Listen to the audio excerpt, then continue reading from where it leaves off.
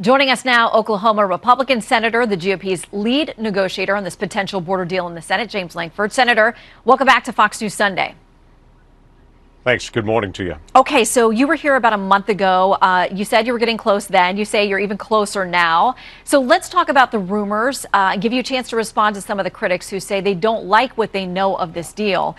There's something akin to a Title 42 power that would allow everyone at the border to be turned away once there was a rolling average over a week of 5,000 people showing up. Here's Senator Ted Cruz on that idea. This bill normalizes 5,000 people a day coming in. 5,000 people a day is over 1.8 million a year. That's called an invasion. By the way, under Joe Biden, we've had 9.6 million. So the great Republican compromise is we're for 2/3 of Joe Biden's open borders. We'll let in 6 million instead of 9 million. This makes utterly no sense. Is that part of the deal, and how would you convince someone like Senator Cruz to vote for it? Yeah, the challenge that Senator Cruz has and a bunch of other folks is they're still waiting to be able to read the bill on this. And this has been our great challenge of being able to fight through the final words to be able to get the bill text out so people can hear it. Right now, there's internet rumors is all that people are running on. It would be absolutely absurd for me to agree to 5,000 people a day. This bill focuses on getting us to 0 illegal crossings a day. There's no amnesty. It increases the number of Border Patrol agents. It increases asylum officers. It increases detention beds so we can quickly detain and then deport individuals. It ends catch and release. It focuses on additional deportation flights out.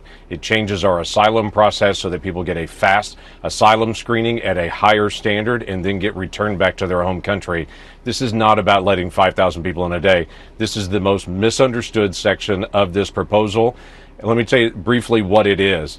In the last 4 months, we've had 7 days. In 4 months, we've had 7 days that we had less than 5,000 people.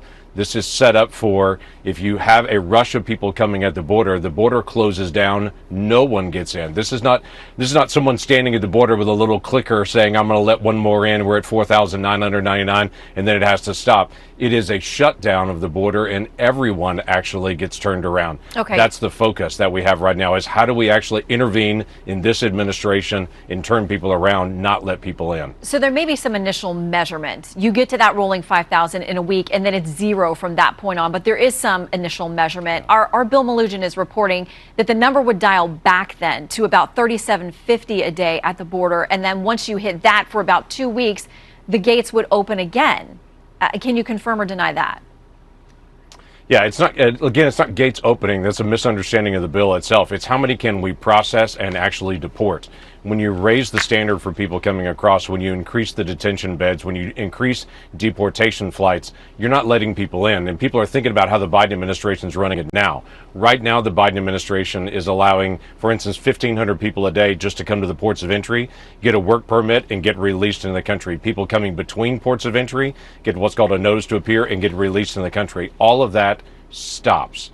We're focused on how many people can we process quickly and then deport out of the country, not release into the country. It would be absolutely absurd for anyone to be able to propose something to say we're just going to slow the number of releases. We're focused on how do we actually enforce our border and get us back to 0 people actually crossing the border illegally. Every administration has struggled to be able to get the authorities in place to be able to actually enforce our border. Let's put them in place. So, Senator Mike Lee, you brought up the idea of work permits. He's addressed this too, because I know you've said you want to set the bar higher for getting in on asylum. So you say a lot of people won't make it through that initial screening process and they'll be immediately turned away. His concern is for the people who do make it through, that right now they'd have to wait 180 days for a work permit. He says now that period would go away. People would get work permits immediately, turning up the electromagnet to bring people into this country. Yeah, so there's 2 different ways you're getting work permits. If you come to a port of entry right now, the Biden administration is just giving a work permit the first day you walk across the border. You don't have to apply for asylum. You don't have to qualify for anything. It's literally just show up, tell us your name, and you're in the country. They're just asking that, quote unquote, tell us in advance that you're coming. That's their only limitation on it. The second group is people apply for asylum. They don't actually qualify for asylum. They just apply for it. If they apply for it 180 days, they get a work permit. These are the folks that are driving all the blue cities crazy because they're wandering around all of these different cities on it. We end both of those to be able to make sure that the only people that are getting a work permit coming through this process are the people that have gone through a strenuous evaluation, have been evaluated, are likely to be able to end up with asylum. Those are the individuals because they're most likely going to stay here. That's a fraction of the people that go through the process. The vast majority of people that actually go through this process will be turned around and when deported. We are still the United States of America. We are still open to legal immigration in the process. And if people are legally going through the process and they qualify and they've gone through the vetting and such, yes, we would still continue to be able to have those work permits, but we're stopping the free work permit pass out at the border. And the if you just sign up and give us your name, you'll get a work permit. Those just end. Okay. President Biden spoke about this last night on a campaign rally, and he said essentially if the bill were law today, it would shut down the border right now and fix this whole thing.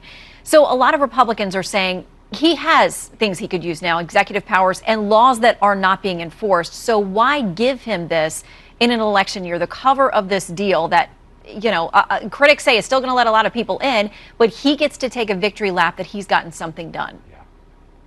Yeah, well, it's definitely not going to let a bunch of people in. It's focused on actually turning people around on it. It is interesting. Republicans 4 months ago would not give funding for Ukraine, for Israel, and for our southern border because we demanded changes in policy. So we actually locked arms together and said, we're not going to give you money for this. We want a change in law. And now it's interesting, a few months later, when we're finally getting to the end, they're like, oh, just kidding. I actually don't want a change in law because it's a presidential election year. We all have an oath to the Constitution, and we have a commitment to say we're going to do whatever we can to be able to secure the border.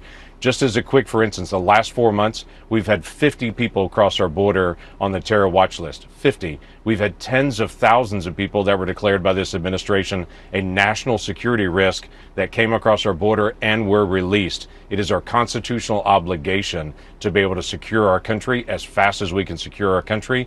This puts in mandatory pieces that haven't been there in the past to make this administration actually enforce the law. I would tell you that I don't know of anyone that believes that if President Trump was elected, well, he was president right now, this border would not have this problem. So the thought that somehow President Biden can suddenly be the pro-national security president in the final months of this is not believable. We've had millions of people illegally cross because he opened up our border. He literally invited the world to be able to come, and they came. That's why we have this chaos. We've got to do something now to be able to stop it, and then to be able to put new tools that even the Trump administration was looking for when they were president, put those tools in place for every president from here on out. Senator Lankford, keep us up to date on the texts. Thank you for your time. Will do.